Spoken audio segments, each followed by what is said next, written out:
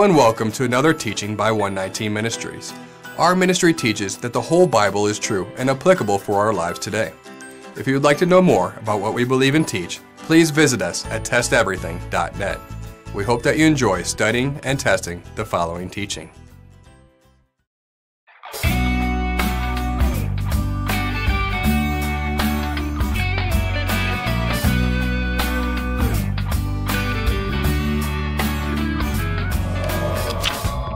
Yahweh spoke to Moses, saying, "Speak to the people of Israel, saying, If a woman conceives and bears a male child, then she shall be unclean 7 days.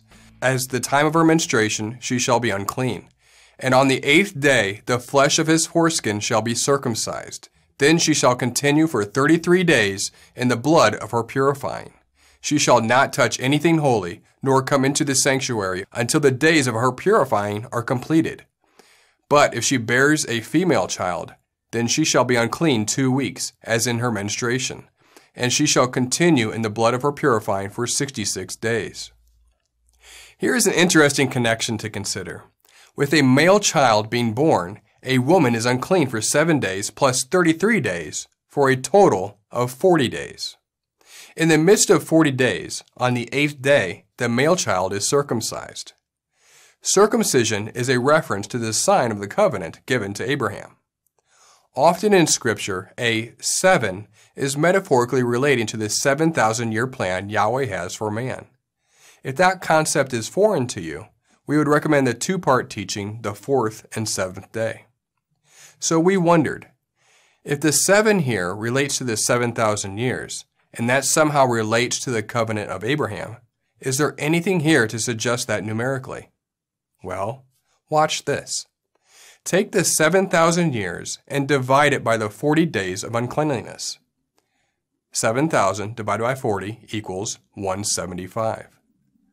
How long did Abraham live? You guessed it, Genesis chapter 25, verse 7. These are the days of the years of Abraham's life, 175 years.